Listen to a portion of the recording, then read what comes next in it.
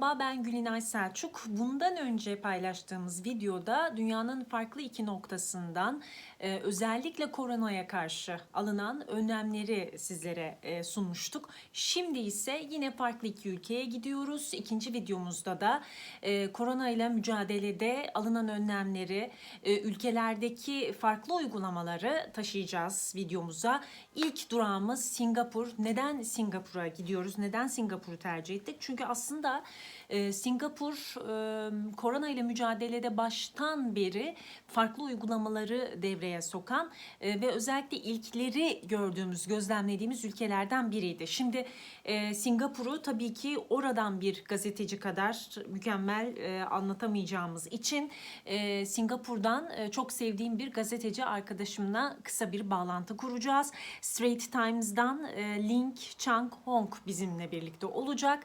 Link aslında işte o ilk Singapur'da pozitif tanısı konan hastanın teşhis gününden itibaren bugüne kadar alınan önlemleri, biraz daha sıkılaştırılan uygulamaları veya biraz gevşetilen uygulamaları gün gün bize kronolojik olarak anlatacak. Şimdi sözü ben Link'e bırakıyorum. The first case of the coronavirus was reported in Singapore on January 23rd. It was a tourist from China. As of April 1st, the total number of confirmed cases in Singapore reached 1,000. The first death was reported on March 21st. As of April 2nd, Singapore has seen a total of 4 deaths from COVID-19. All the victims so far were above the age of 60. Singapore's fight against the coronavirus can be seen in a few aspects. The first is border controls. Following a rise in the number of imported cases, the government imposed stricter measures to restrict the number of people entering the country. So all short-term visitors are not allowed to enter or transit through Singapore from March 23rd. And all Singapore citizens and permanent residents who are returning from overseas will be issued a 14-day stay-home notice. The other aspect is social distancing. So gatherings of more than 10 people are not allowed, and people must keep within at least 1 meter apart from each other in public places, such as in a supermarket queue or in a food court. And entertainment outlets such as bars, nightclubs, and cinemas are all closed until the end of April. And as we know, the elderly are the most vulnerable against the disease, so activities for senior citizens have been all suspended, and senior citizens are urged to avoid social gatherings and crowded places. As for workplace, employers are to implement telecommuting or staggered work hours as far as possible, and companies which fail to do so will be fined. Schools are not closed in Singapore, but the government has implemented a 1-day home-based learning a week starting April. One important aspect of Singapore's effort to curb the virus is contact tracing. It is a process which identifies individuals who may have come into contact with an infected person. It is an elaborate operation that involves many sectors, such as the hospital, the police, and even volunteers. It is done through activity mapping, analytic tools, surveillance footage, and even door-to-door calls.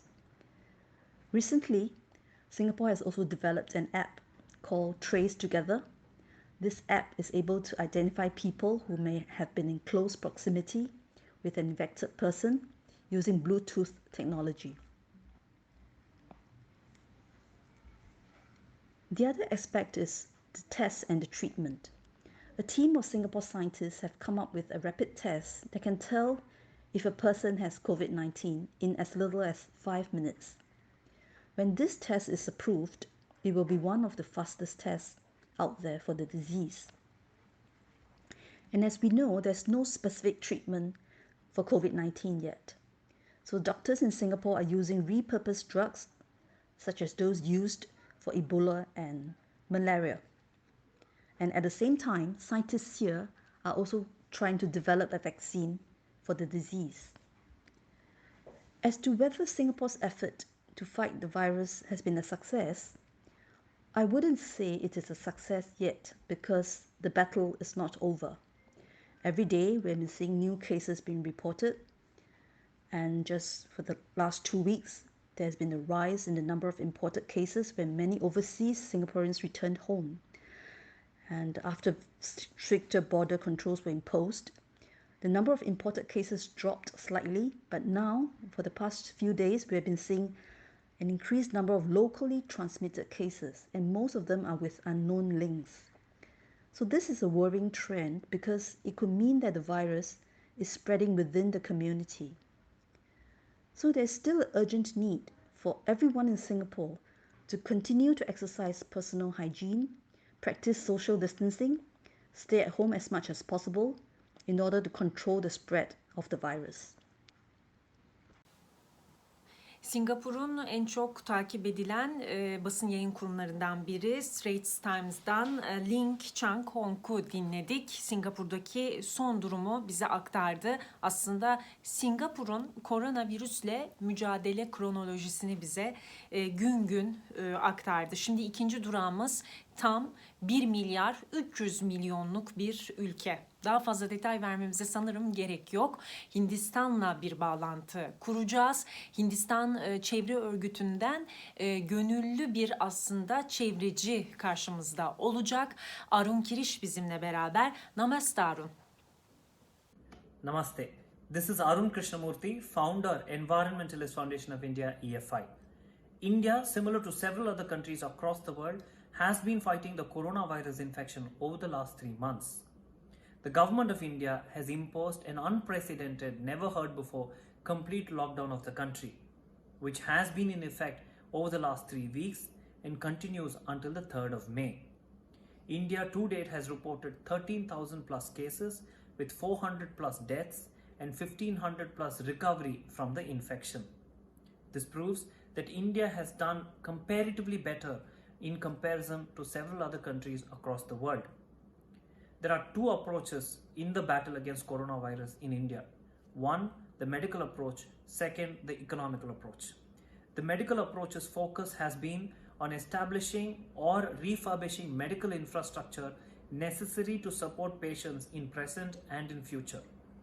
Also, to support our medical practitioners or the frontliners with the necessary protective equipment. And third, to also have a research on this front to ensure there is an early cure that is found or born out of India.